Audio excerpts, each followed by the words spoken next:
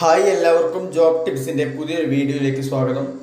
കേരള ഹൈക്കോടതിയിലേക്ക് ഇപ്പോൾ technical assistant, data entry operator തുടങ്ങിയ പോസ്റ്റുകളിലേക്ക് ഒഴിവുകൾ വന്നിട്ടുണ്ട്. ഈ നോട്ടിഫിക്കേഷനെ പറ്റിയുള്ള കൂടുതൽ ഡീറ്റെയിൽസ് നമുക്ക് പരിശോധിക്കാം. ഡെയിലി ഇതുപോലുള്ള ജോബ് അപ്ഡേറ്റ്സ് അറിയുന്നതിനായിട്ട് ഇപ്പോൾ തന്നെ നമ്മുടെ ചാനൽ സബ്സ്ക്രൈബ് ചെയ്യുക.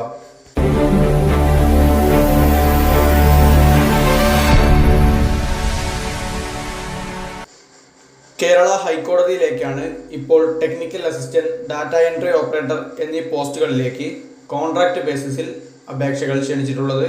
ഓൺലൈനായിട്ടാണ് പോസ്റ്റിലേക്ക് അപ്ലൈ ചെയ്യാൻ വേണ്ടി കഴിയുന്നത്.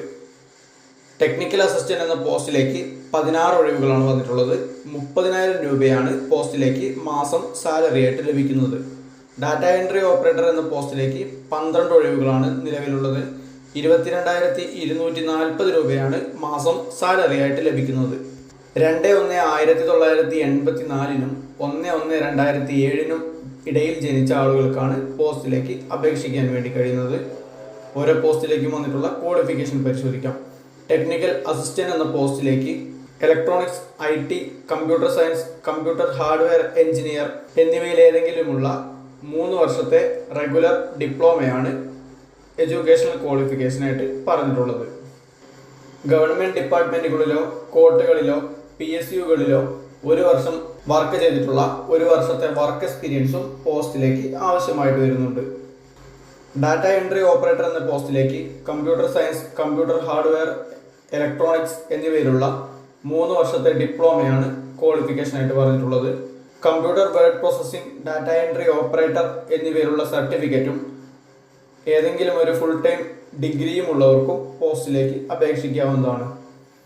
ഗവൺമെൻറ് ഡിപ്പാർട്ട്മെൻറ്റുകളിലോ കോടതികളിലോ PSUകളിലോ ഡാറ്റ എൻട്രി ഫീൽഡിൽ വർക്ക് ചെയ്തിട്ടുള്ള 1 വർഷത്തെ എക്സ്പീരിയൻസും ആവശ്യമായിട്ട് വരുന്നുണ്ട്. 31/3/2026 വരെയാണ് കോൺട്രാക്ട് പീരീഡ് വരുന്നത്.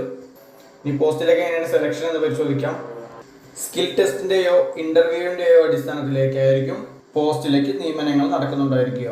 കൂടുതൽ ആപ്ലിക്കേഷൻ ലഭിക്കുകയാണെങ്കിൽ മാത്രമേ റിട്ടൺ ടെസ്റ്റ് നടത്തുകയുണ്ടായിരിക്കുകയുള്ളൂ. അല്ലാത്ത പക്ഷം സ്കിൽ ടെസ്റ്റോ ഇൻ്റർവ്യൂവോ മാത്രം നടത്തി റാങ്ക് ലിസ്റ്റ് തയ്യാറാക്കുന്നതായിരിക്കും.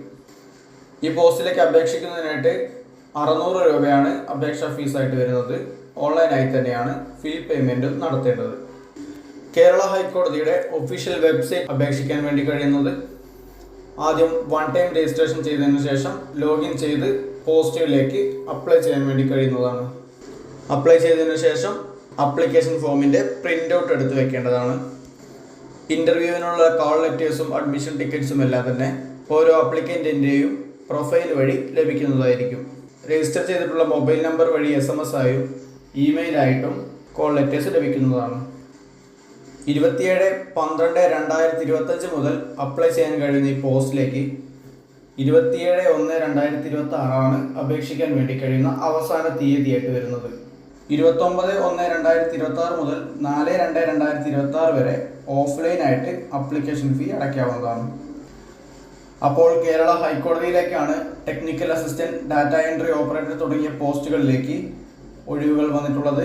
കോൺട്രാക്ട് ബേസിസിലാണ് ഒഴിവുകളെല്ലാം തന്നെ വന്നിട്ടുള്ളത്. 3 വർഷത്തെ ഡിപ്ലോമയും 1 വർഷത്തെ വർക്ക് എക്സ്പീരിയൻസും ഉള്ളവർക്ക് പോസ്റ്റിലേക്ക് അപ്ലൈ ചെയ്യാൻ വേണ്ടി കഴിയുന്നതാണ്. യോഗ്യതയുള്ളവരെല്ലാവരും അപ്ലൈ ചെയ്യാൻ വേണ്ടി ശ്രമിക്കുക. യോഗ്യതയുള്ള നിങ്ങളുടെ ഫ്രണ്ട്സിലേക്കും ഫാമിലി മെമ്പേഴ്സിലേക്കും വീഡിയോ ഷെയർ ചെയ്ത് വിവരം എത്തിക്കാൻ വേണ്ടി ശ്രമിക്കുക. നോട്ടിഫിക്കേഷനെ പറ്റി കൂടുതൽ വായിച്ചറിയുന്നതിനായിട്ട് നോട്ടിഫിക്കേഷൻ്റെ ലിങ്ക് ഡിസ്ക്രിപ്ഷൻ ബോക്സിൽ ആഡ് ചെയ്തിട്ടുണ്ട്. പൂർണ്ണമായും വായിച്ചു നോക്കിയതിന് ശേഷം മാത്രം അപ്ലൈ ചെയ്യാൻ വേണ്ടി ശ്രമിക്കുക. വീഡിയോ ഇഷ്ടപ്പെട്ട് കഴിഞ്ഞാൽ ലൈക്ക് ചെയ്യുക. നിങ്ങളുടെ അഭിപ്രായങ്ങളും നിർദ്ദേശങ്ങളും കമൻറ്റ് ബോക്സിൽ രേഖപ്പെടുത്തുക. ഇതുപോലുള്ള കൂടുതൽ ജോബ് ഇൻഫർമേഷൻ വീഡിയോകൾക്കായിട്ട് നമ്മുടെ ഈ ചാനൽ ഇപ്പോൾ തന്നെ സബ്സ്ക്രൈബ് ചെയ്യുക. മറ്റൊരു ജോബ് ഇൻഫർമേഷൻ വീഡിയോയുമായിട്ട് വീണ്ടും കാണാം. Thanks for watching.